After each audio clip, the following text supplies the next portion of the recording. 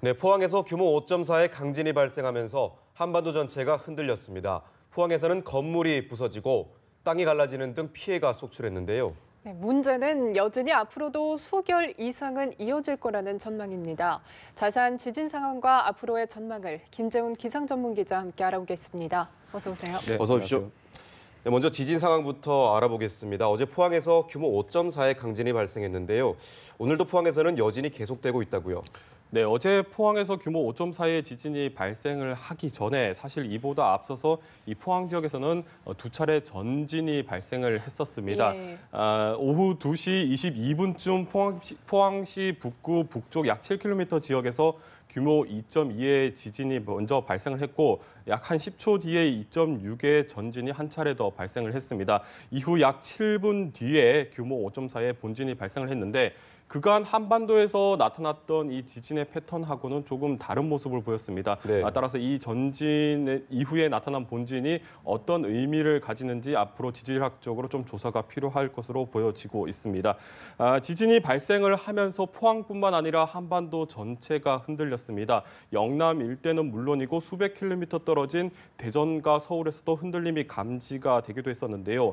진앙지인 포항에서는 땅이 갈라지고 건물 곳곳에 균열이 생기는 피해가 속출했고 특히 무엇보다 중상자를 포함한 부상자가 수십 명이 발생을 하면서 피해가 크게 눈덩이처럼 불어나고 있습니다.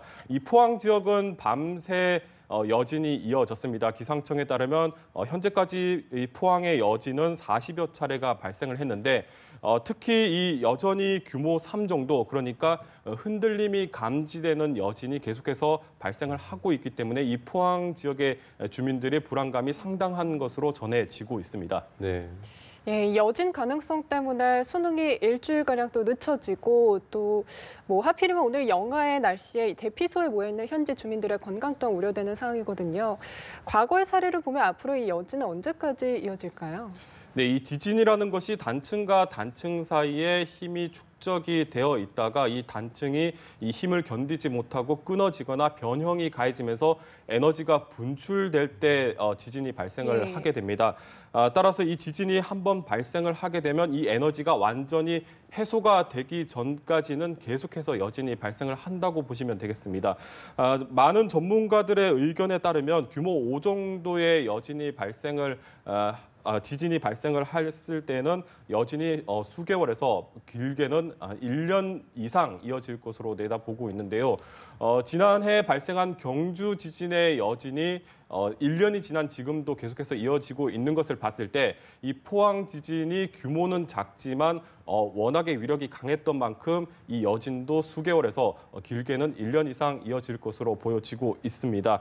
문제는 여진도 여진이지만 앞으로 인근 지역에 추가 지진이 날 수 있다는 점도 생각을 해야 될 것 같습니다. 네. 이번 포항 지진도 일각에서는 이 지난해 발생한 경주 지진의 여파라는 분석도 나오고 있는데 이 경주 지진이 발생하면서 그때 발생한 에너지가 포항 쪽으로 북동쪽으로 전달이 되면서 이 포항 지진을 유발했을 가능성도 있다는 분석도 나오고 있습니다. 따라서 이 포항 지진이 발생을 하면서 영남 일대에 형성되어 있는 이 양산 단층과 또 주변의 이 수많은 지류 단층에 또 다른 힘이 가해졌을 경우에는 이 새로운 단층에 에너지가 축적이 되면서 인근 지역에 추가적으로 지진이 날 수 있다고 생각을 해야 될 것 같습니다.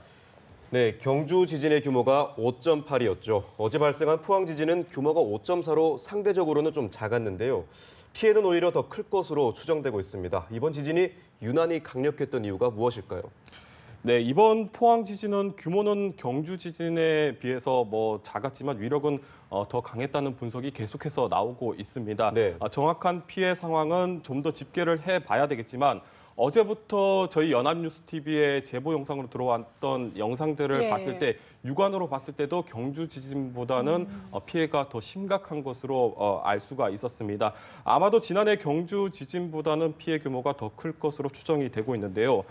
이처럼 포항 지진이 규모가 작았음에도 불구하고 경주 지진보다 위력이 좀 더 강했던 이유는 지진의 발생 깊이와 관련이 있습니다. 네. 지난해 경주 지진은 발생 깊이가 약 15km에서 12km로 추정이 되고 있는데 이번 포항 지진은 발생 깊이가 8에서 9km로 상대적으로 더 얕았습니다. 네.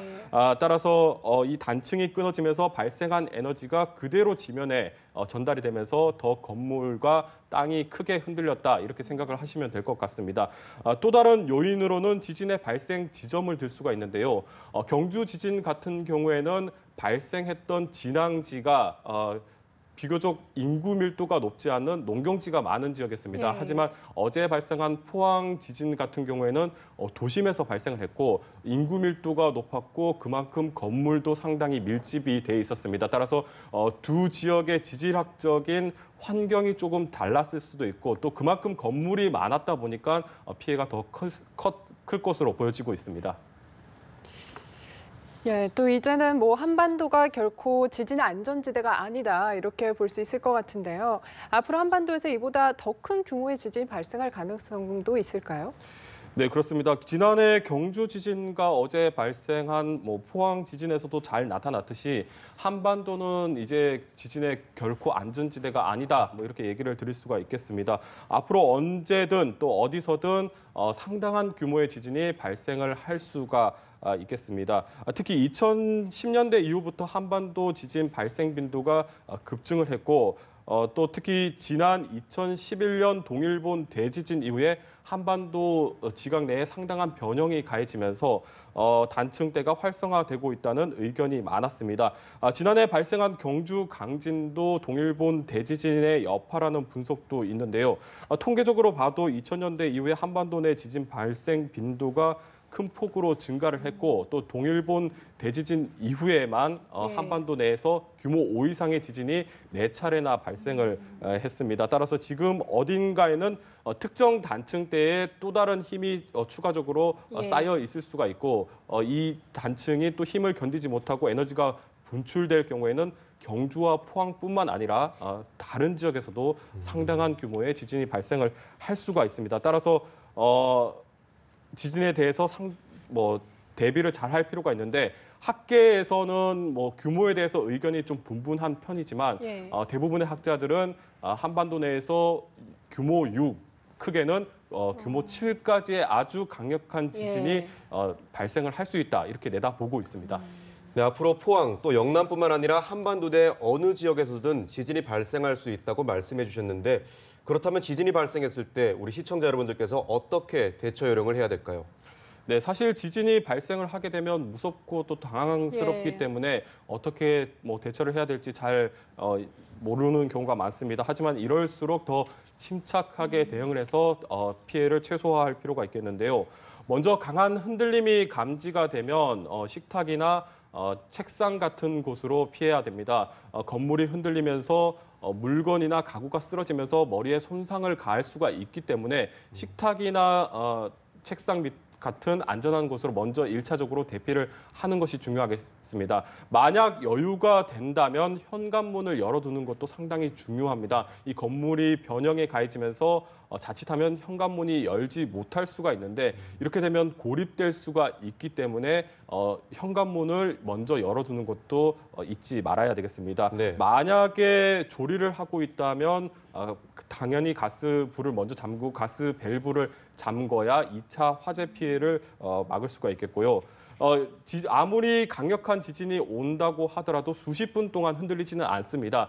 따라서 안전한 곳으로 먼저 대피를 한 뒤에 어느 정도 지진이 좀 잦아들었다라고 생각이 되시면 그때는 신속하게 건물 밖으로 나오셔야 되겠습니다. 이 건물 밖으로 대피할 때는 당연히 엘리베이터는 타지 말아야 되겠고 계단을 이용해서 대피를 하셔야 되겠습니다. 이후에는 여진 상황을 좀 잘 살펴볼 필요가 있겠는데 이 여진으로 인해서 강한 여진이 왔을 경우에는 1차적으로 건물에 손상이 간 데다가 추가적으로 건물에 피해를 입을 수가 있습니다. 따라서 붕괴로 이어질 수 있기 때문에 먼저 안전한 대피소로 대피를 한 이후에 추가로 건물이 완전히 안전한지 점검을 한 뒤에 들어가야 되겠습니다. 예, 앞으로 계속해서 여진이 발생할 수 있는 만큼 지진 대피 요령 잘 숙지해야 할 것 같습니다. 지금까지 김재훈 기상전문기자와 함께 얘기 나눠봤습니다. 고맙습니다. 고맙습니다.